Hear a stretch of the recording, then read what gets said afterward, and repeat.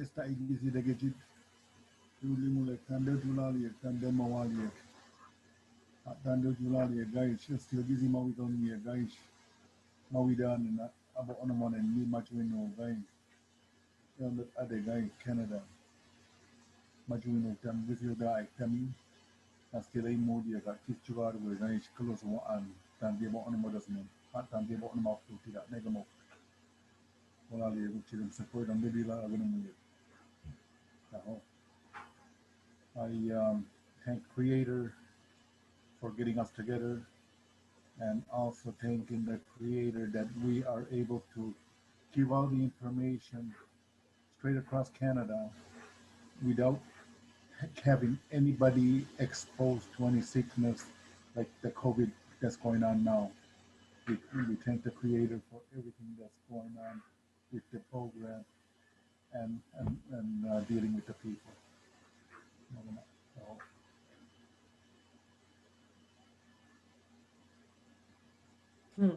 Beautiful. Thank you very much, Alan.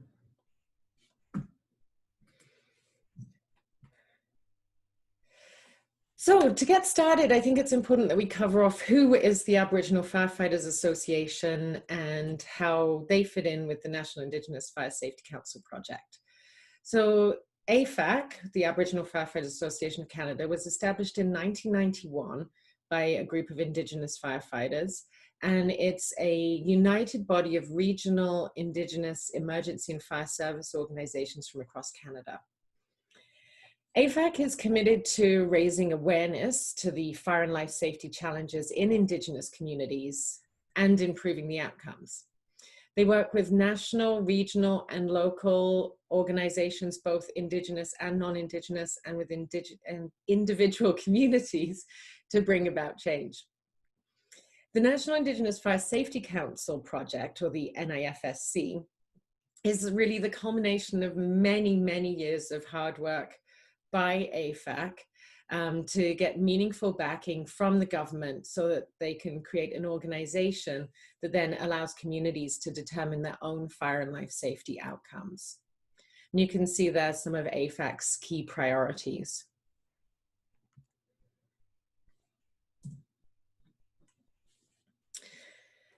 You'll see that we have the term "for us, by us" frequently throughout our materials, and that's because it really underpins everything that we do here at the National Indigenous Fire Safety Council project. The project is all about creating an Indigenous organization for Indigenous communities. Everything that we do is absolutely grounded in information that's from Indigenous communities, telling us what it is that you want, what it is that you need. Also about what's been successful in the past, and of course, what hasn't worked so well.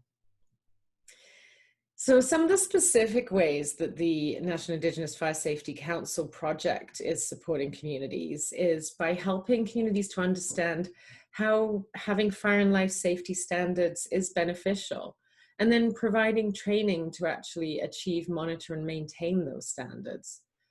Also providing or supporting access to adequate funding to provide sustainable services, and helping communities to make sure that their capital infrastructure is of quality. So the NIFSC project is about creating the NIFSC, and then the NIFSC will then go on to continue delivering the programs that the project develops.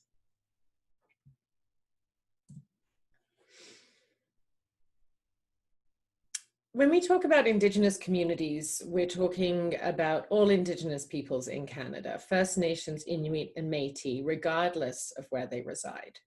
And the AFAC Board of Directors is committed to the inclusion of all Indigenous peoples, both in AFAC's current inception and in the development of the National Indigenous Fire Safety Council. The AFAC board is actually undergoing governance changes at this very moment that includes extending invitations to Inuit and Métis to serve on the AFAC board and to participate in the strategic direction and development of the NIFSC. The governance goal of the NIFSC is to reflect all Indigenous peoples.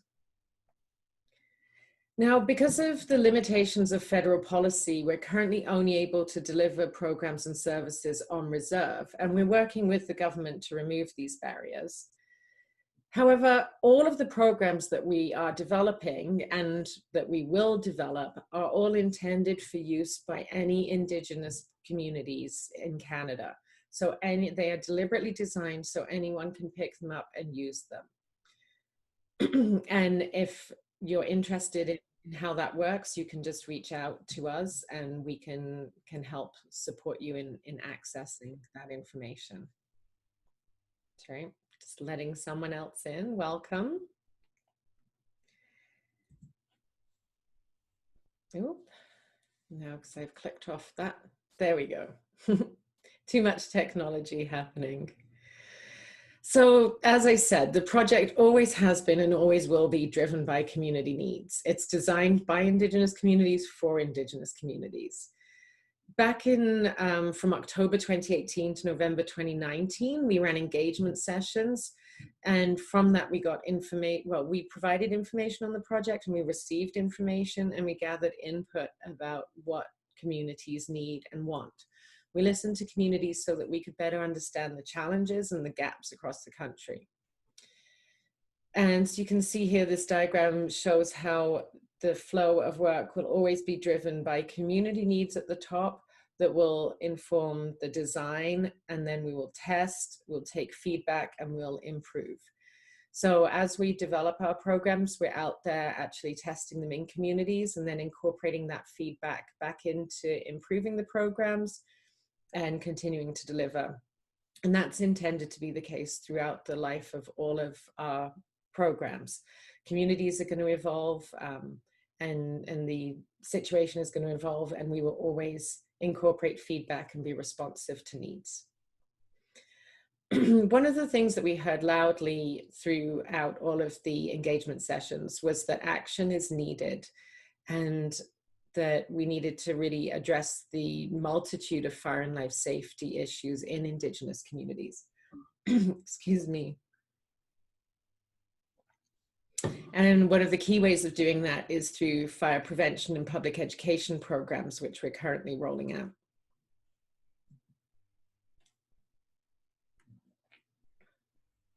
So how will the National Indigenous Fire Safety Council make a difference to you and your community? As an ongoing organization that has sustainable funding, it means that the NIFSC will always be around, and that communities can be confident that you can come to us with your questions and that you're going to receive sound advice and quality programs and services. We're always going to be here, and we're a reliable source of information. The National Incident Reporting System is going to make an enormous difference. At the moment, there's no data being captured at all. So when we design, say, fire prevention programs, we're basically just doing that based on our best guess as to what the causes of fires are. Whereas if we actually have data, we can design targeted programs that are specifically addressing the underlying causes of fires. The National Indigenous Fire Safety Council is going to be an independent national organization that will decide what programs it's going to offer based on the reality on the ground and the actual needs of Indigenous communities. We're going to use the data that we capture in the incident reporting system to develop a plan to address fire and life safety issues according to fact-based priorities. Currently, firefighter training really isn't accessible to most Indigenous people, especially not without having to leave their home community to go to training or to work. We're going to develop and deliver training programs that allow people to remain in their community and get accredited firefighter training.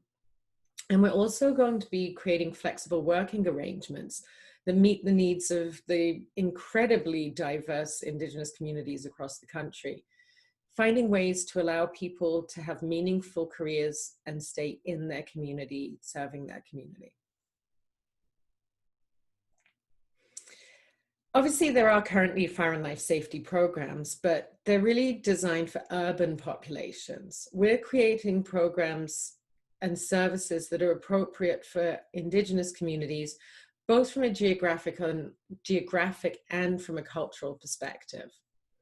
So these are programs that, you know, when you look at the examples, you'll be able to see yourself rather than thinking, well, that doesn't apply to me. That's not how I live. That's not where I live. Those aren't the services I have. Instead, you'll be able to clearly see yourself and your situation and how it relates to you. And again, it's really important to us that the programs are inclusive and they're being developed to be used by all Indigenous communities across the country, even if our funding parameters currently limit the delivery to on-reserve communities.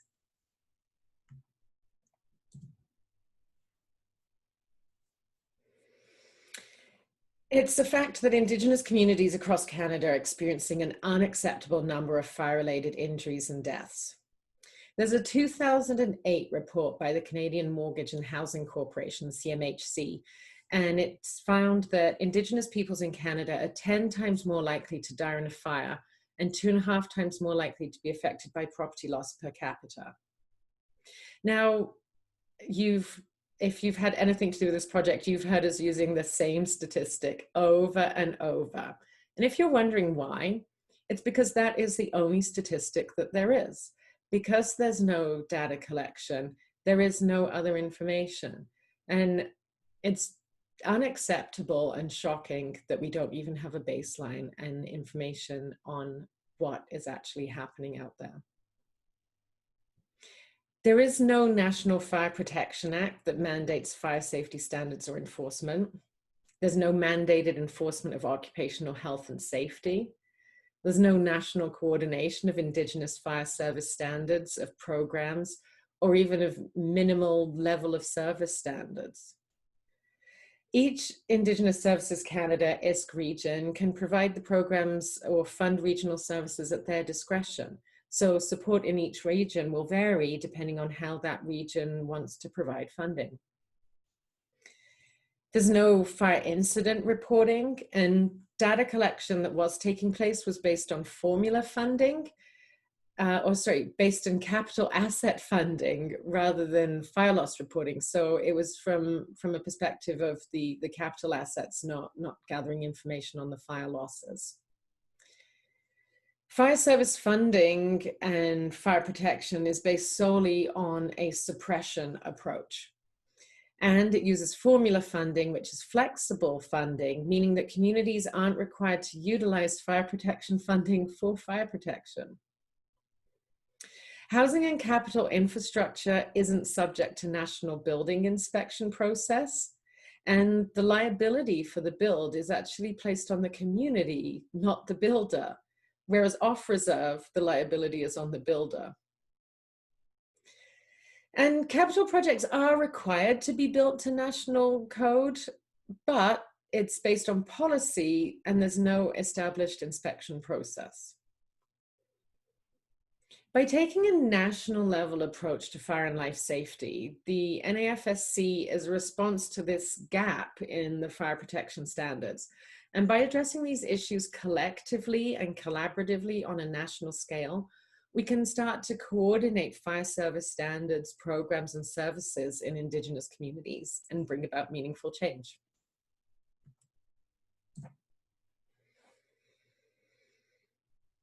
And just to dive a little bit deeper into examples of some of the gaps that we're talking about.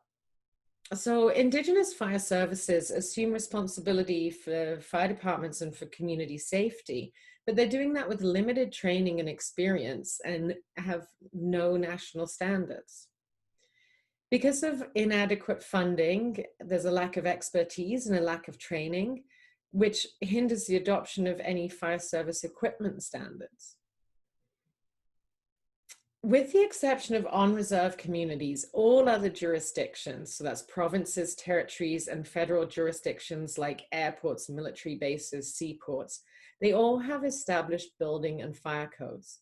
And so these make sure that, well, the building codes make sure that the infrastructure is built properly, and the fire codes ensure that the infrastructure is maintained properly to meet the established standards. That is not the case on reserve. And there's actually no national standards for the delivery of fire prevention or public education. So how is the NIFSC going to bring about change? We are going to work collaboratively. We're going to share our expertise and share our resources. We're not going to duplicate existing programs and services, and we're going to share our research. Our goal is to help communities make communities safer. The National Indigenous Fire Safety Council is all about supporting internal capacity building.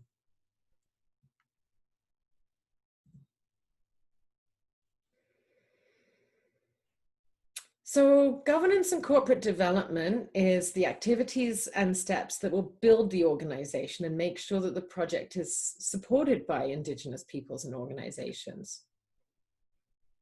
This work will establish the National Indigenous Fire Safety Council as an independent Indigenous-run organization that's mandated to improve fire and life safety for Indigenous peoples and communities across the country.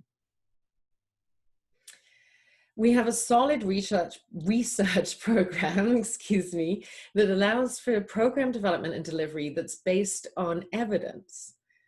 The research program makes sure that we have academic rigor throughout and looks for opportunities to really enhance the mission of the organization and to advance fire and life safety initiatives. The Indigenous Fire Marshal Service is the program delivery arm, and we're going to take a closer look at that on the next slide. The National Incident Reporting System allows for data capture, identification of trends, sharing of fire prevention information, sharing of training, sharing of standards and resources. And through that, it allows us to develop the programs that have the most impact.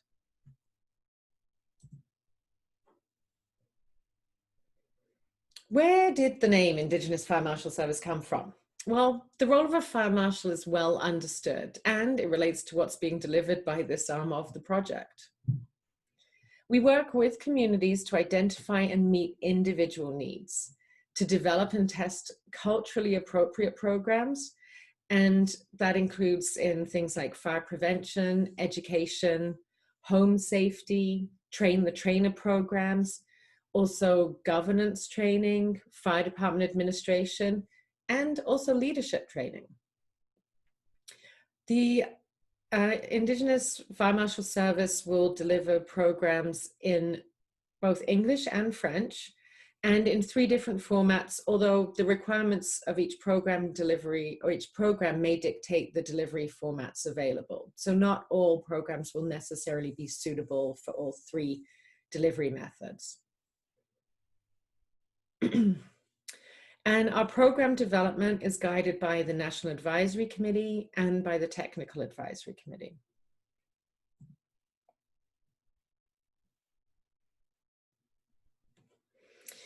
The project is working with Indigenous communities and is focused on developing and testing programs related to fire prevention and public education, because those are the ones that have the greatest impact on public safety.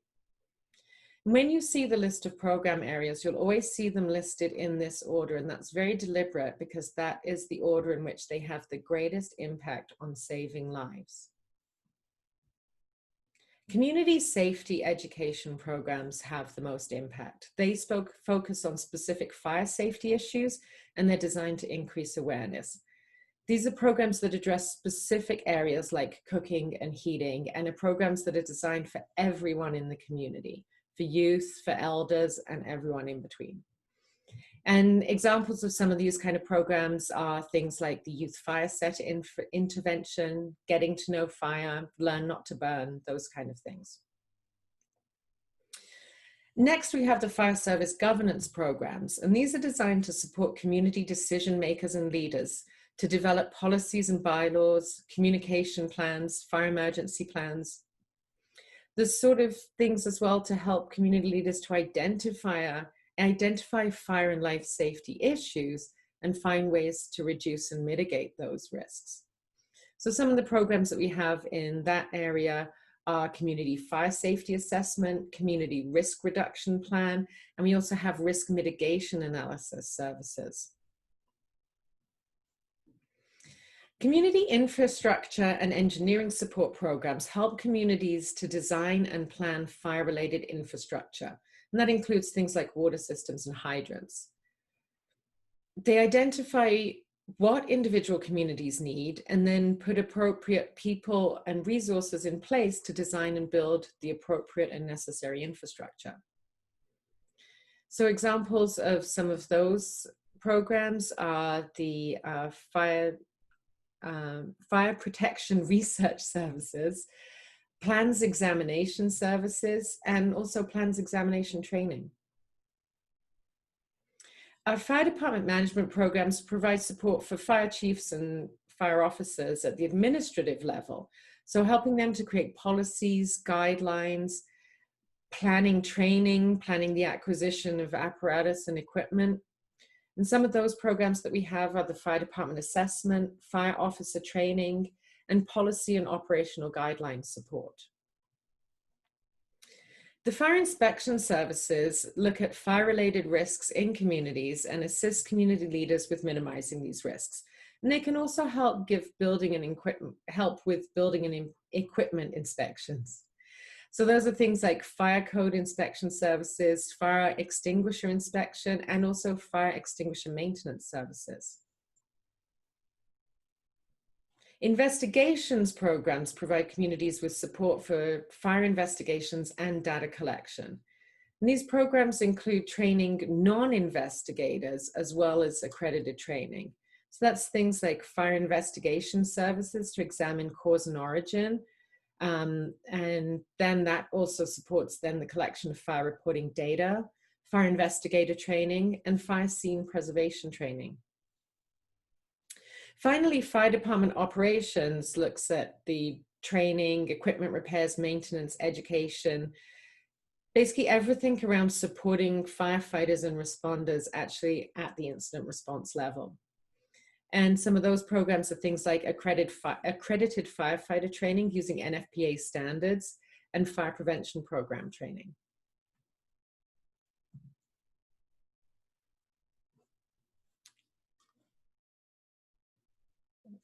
So here you've got a screenshot from our website of a dashboard where you can go and you can view the current status of various project components. We've performed extensive research and analysis in the areas of governance and looking at the mandate and accountability structure to identify what are the most appropriate options for the NIFSC governance and organizational structure. Our research team has created an evaluation instrument that we can use to measure program delivery and outcomes. And they've also conducted a study to help in collaborating with local communities to develop evidence-based fire risk reduction strategies. We've developed 14 programs and we currently have hundreds of deliveries in progress. And the National Incident Reporting System, we have an interim system that's being implemented, and currently data from over 2,000 fire incidents in Indigenous communities is being added to that database. And underpinning all of this, we have the National Advisory Committee, the NAC, who help us to maintain an inclusive approach that makes sure we meet the need of all Indigenous communities by providing advice on the project as it evolves. And then we also have our Technical Advisory Committee, or the TAC, and they give technical advice on the development and delivery of the fire and life safety programs. Part of this process is that they review programs for both a regional and a national level. And they also bring together a really wide range of educational experience and expertise, and they share best practices and solve common issues. This committee really allows for Indigenous fire safety experts to guide the programs, and there's an open invitation to all the regional technical organizations to participate in the TAC. So what's next? Well, the office of the National Indigenous Fire Safety Council is going to open its doors on April the 1st, 2022. Obviously, there's going to be a lot of work to get there, so we're just going to take a quick peek at some of the activities. Now, the NIFSC will consist of a head office, and there will be a presence in each of the 7 regions, so BC, Alberta, Saskatchewan, Manitoba, Ontario, Quebec, and Atlantic. And the main component of the NIFSC is going to be the Indigenous Fire Marshal Service, the IFMS. That's the boots on the ground who are responsible for being responsive to delivering regional and community programs. Part of the work to get there is we're finalizing funding to make sure it's adequate and that it doesn't compete for funding with other Indigenous communities and organizations. We're determining the footprint of the organization. So literally how many people and where will they be located? Working on getting policy and infrastructure and assets in place. So getting actual office space, computers, vehicles, that kind of stuff. Our research team is busy developing collaboration memorandums of understanding, MOUs, so that we can work with other research organizations and share relevant information. They're examining mortality and morbidity in Indigenous communities so that we can establish baseline data of fire-related casualties, and we can measure our performance against that. And they're also looking at insurance grading and costs to develop a business case for residential sprinklers. Obviously, we're going to continue to develop and deliver programs in the 7 IFMS program areas. So community safety education, fire service governance, the community infrastructure and engineering support, fire department management, inspections, investigations, and fire department operations. And the National Incident Reporting System team is going to continue developing and implementing the permanent and evolving system. For those of you that would like to have more details, I invite you to visit our website, and there you can look at our contribution funding agreement, which has all of the detail about what we're doing. So if you go to indigenousfiresafety.ca and then project, and you can go into the document library and then search for, if you just type in CFA, which stands for the Contribution Funding Agreement, and you will be able to peruse that at your leisure. Now, I really cannot overemphasize how important it is that we work with communities and organizations. So please connect, and then our team can collaborate with you to make a difference. So there's our contact information there. And obviously, we have our Facebook page as well, which is a great place to follow for information. And you can sign up for our newsletter to receive that either by email or in the actual mail too. So now it is time to do our Q&A with Blaine. I'll just go over a couple of the logistics of that before I hand over to Blaine and have him introduce himself. So if you haven't used Zoom before, if you move your mouse around, then you'll get the menu will pop back up that's probably been hidden, and you'll see a little option for chat. And just type your question in there and it will come to me and I'll read it out to Blaine. And I can see actually we've already got a couple, which is awesome. So let me just unmute you, Blaine, and then you will be able to introduce yourself. It seems to have a little delay going on here with, where are you? There.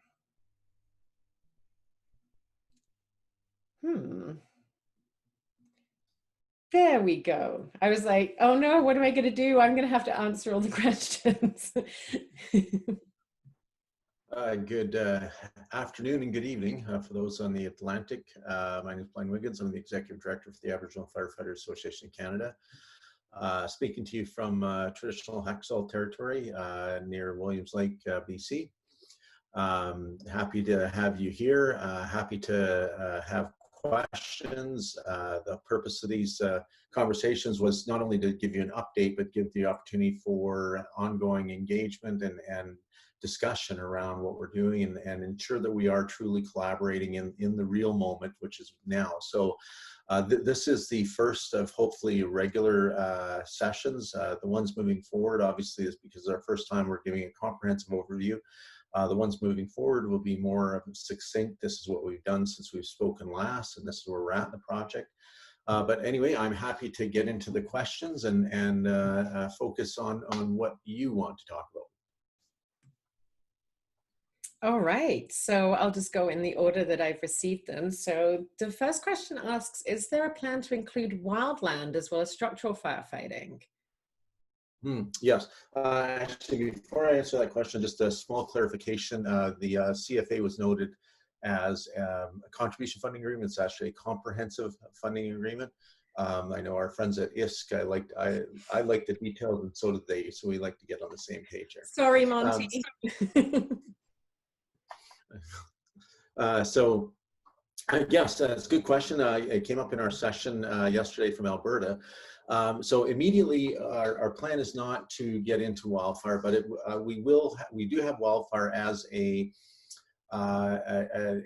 topic a future topic to address. So just for clarification, I know many of you are practitioners, but for those that are not practitioners, we have structural firefighting, red trucks, buildings, industrial sites, etc. We have interface fires where wildfires are encroaching into settled areas, populated areas, and we have straight up wildland firefighting. So we have a kind of a circle that overlaps. Right now, we are working as part of our normal, which is part of any fire service training standards, on interface firefighting. But we do recognize there's a gap, and there has been a gap for many years.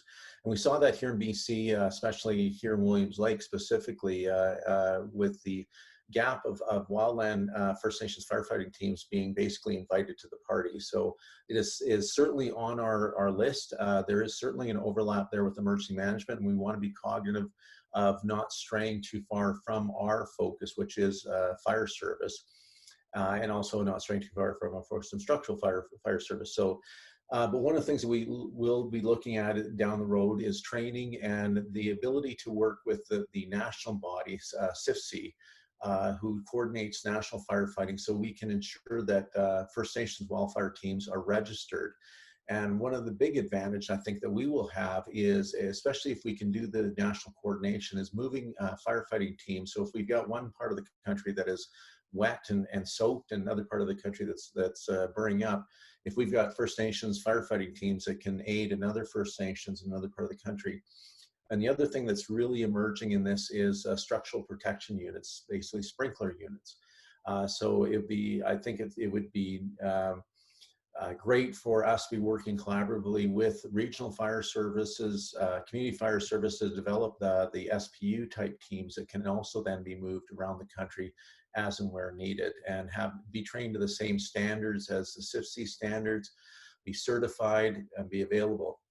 And I know it was frustrating for me personally in my experience 2017 to see firefighters from Mexico, South Africa, Australia being brought into Canada, and our own wildland firefighters, First Nation firefighters, basically left unemployed and not participating. So I think there is a huge opportunity for us nationally to step up in the wildland firefighting area. But like I say, we know we're getting our feet under us, and as we start to grow and we start to build capacity, I think there's plenty of opportunity to reach out and do that collaborative work. So thank you. Hopefully that answers the question. Great, thank you. And so the next question is looking forward to the National Indigenous Fire Safety Council governance. And they're asking, is the AFAC board going to be the NIFSC board, or is the NIFSC NAC going to be the NIFSC board, or something else? Something else. So the AFAC is basically the organization that is building on behalf of all Indigenous peoples, the new National Indigenous Fire Safety Council. And as part of that build of a new organization, there's the build of a new governance structure that will be reflective of the new organization and reflective of all Indigenous peoples, being First Nations, Métis, or Inuit, and also off reserve. I mean, there's definitely, and non-status, there's a broad range of reflection that needs to happen. And it's about developing a governance structure that will basically reflect the population that this organization is intended to serve. So we're going through the process right now of developing it.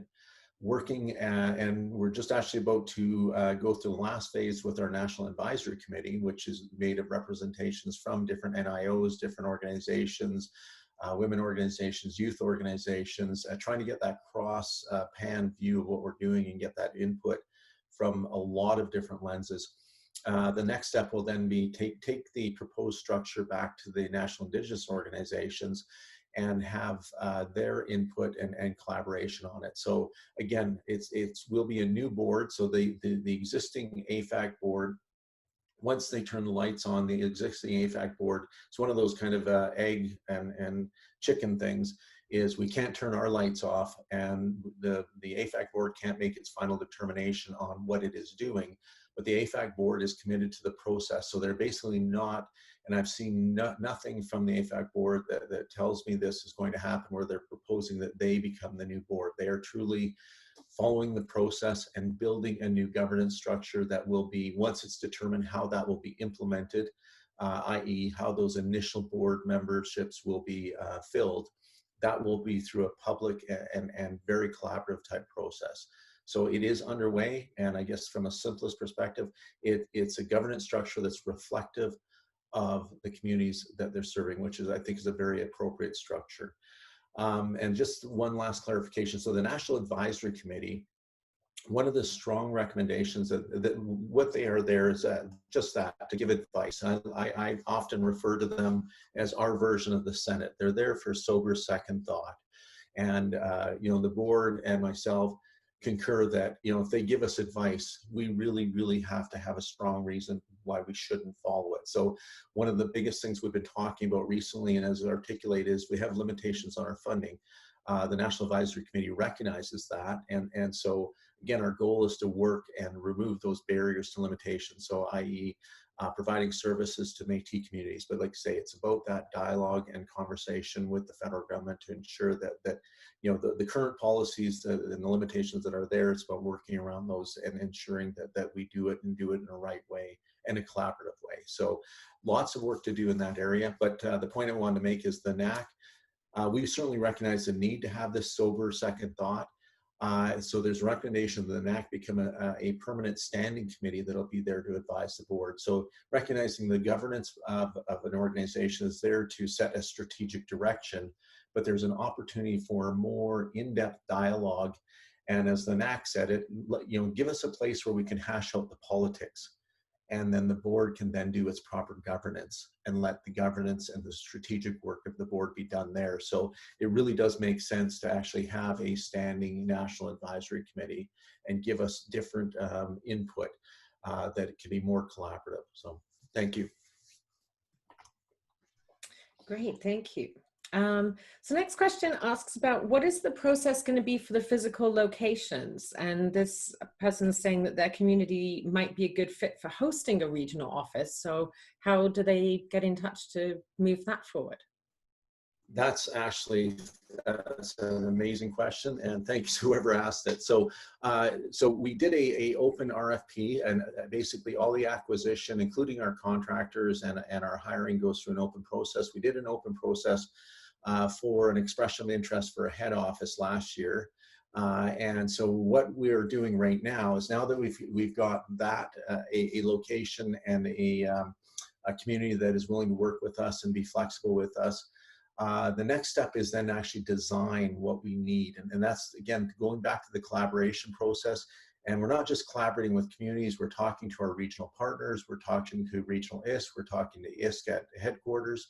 The NIOs, we need to do analysis around FTE placement. We need to do risk analysis.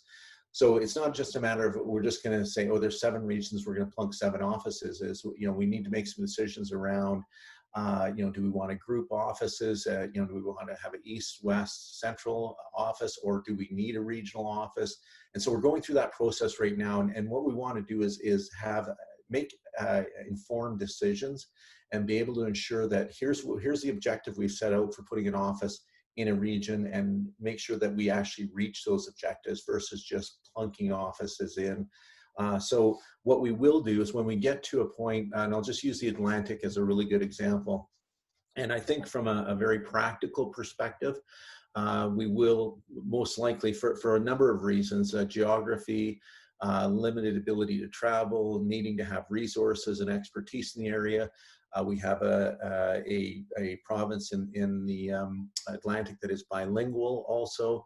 So we will definitely, the Atlantic fits the needs to have a regional office. When we get to that process, what we will do is do an open RFP and encourage all the communities in the Atlantic, to basically let us know that they are interested, and then go from there to the next step, which is the best fit for the business kind of needs that we've identified. Not only just geography, but space, costing, the ability to have ancillary services. That was one of the considerations for the head office is, could the community in question provide us business services that we didn't necessarily then have to build ourselves? Could they do payroll processing, as an example?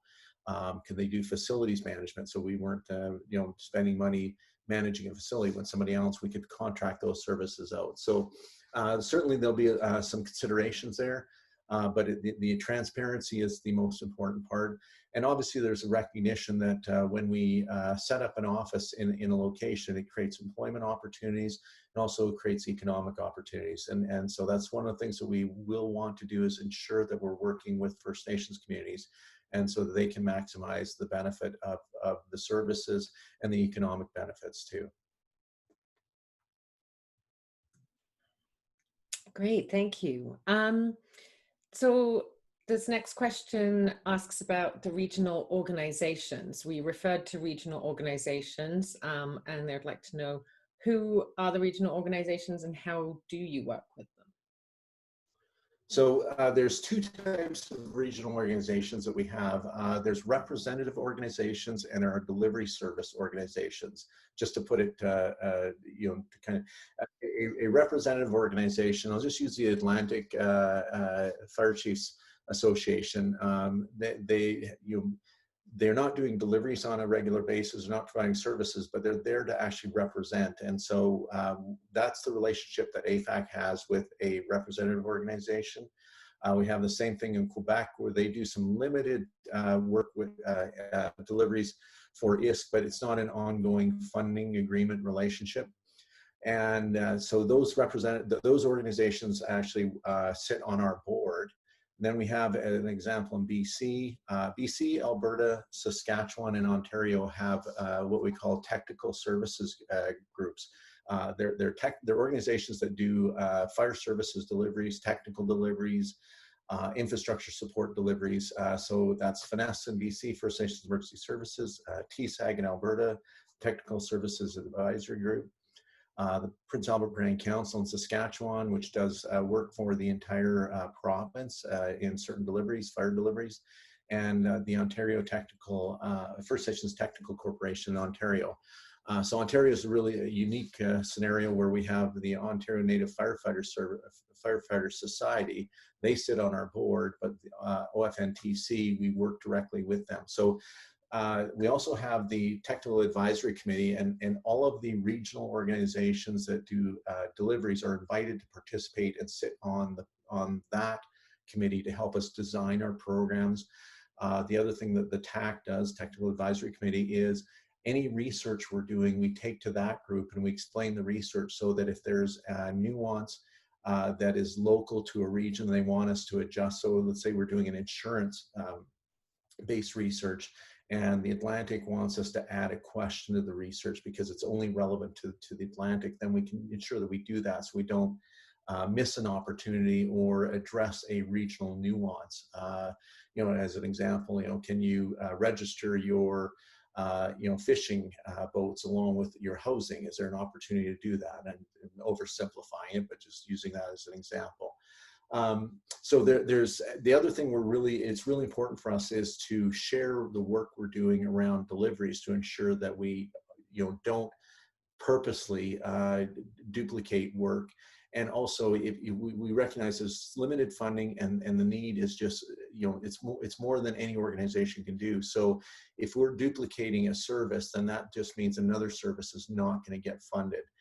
So we're hoping as we continue to work forward with the regional organizations that we have a much more streamlined process. And that's why we're also talking with the NIFSC regions to ensure that we're sharing what we're doing, because they are the ones that are funding the regional organizations.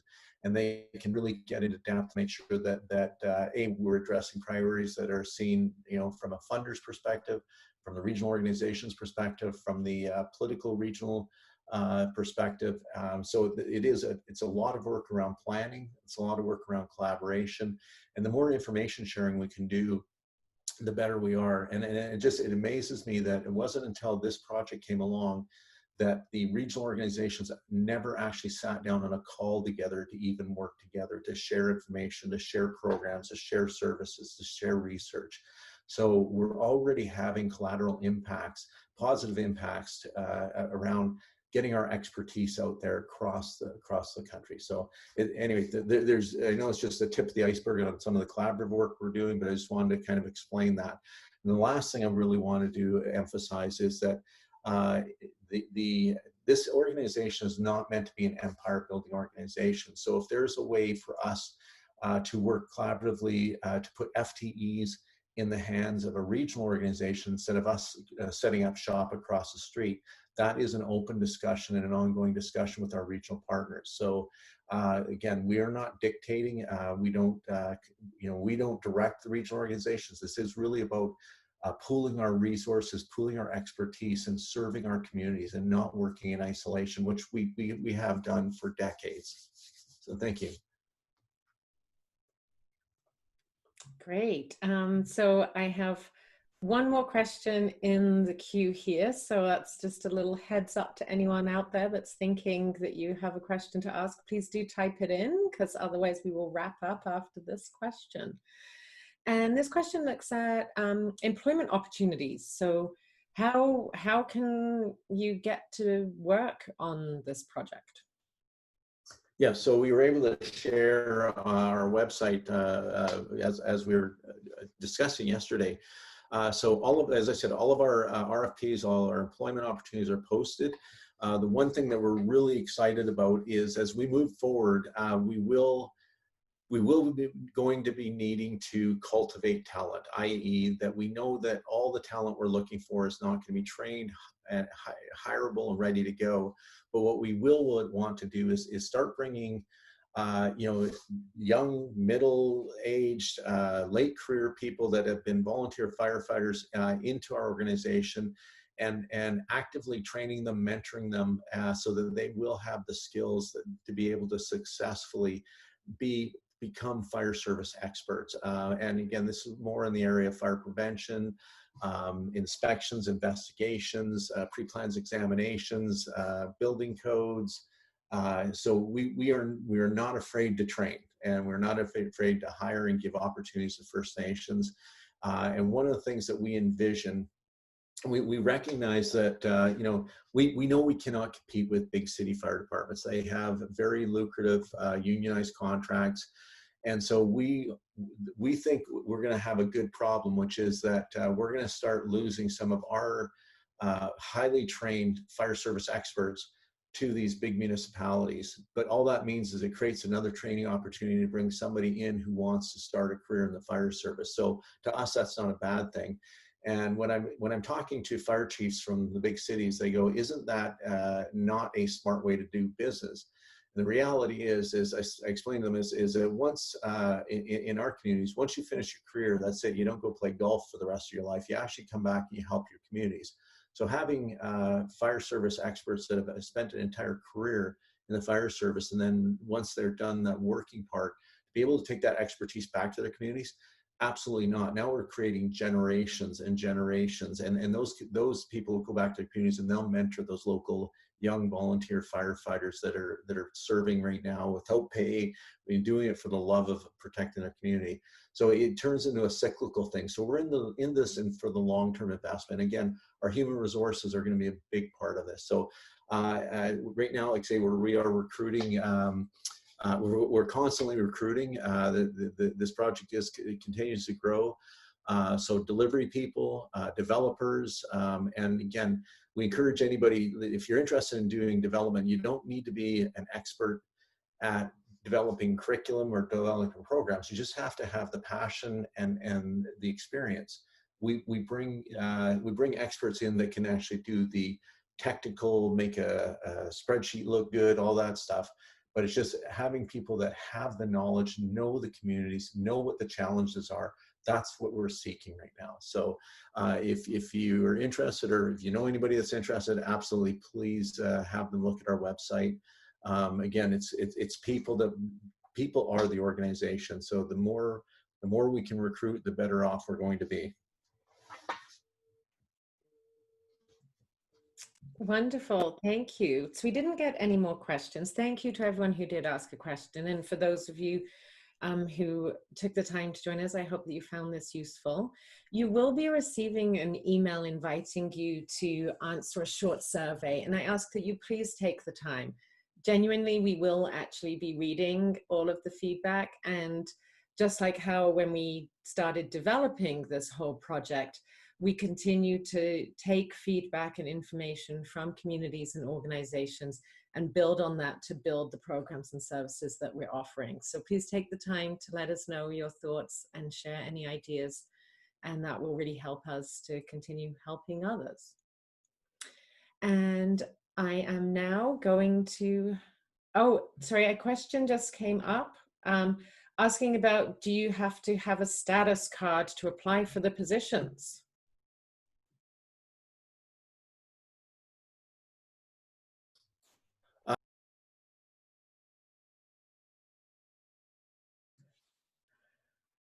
Sorry, I double clicked.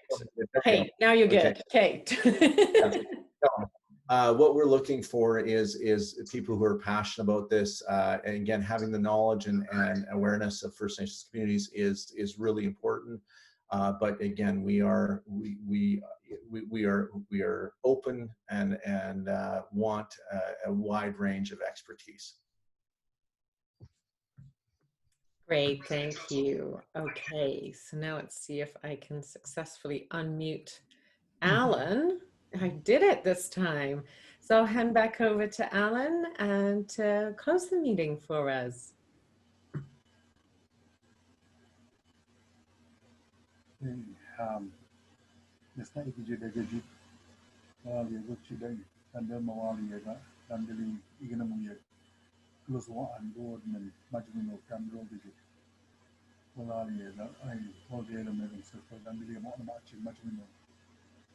We thank Creator for the information that we just passed on through to the people, and we thank for the questions that came in, and also how well we are prepared in answering the questions.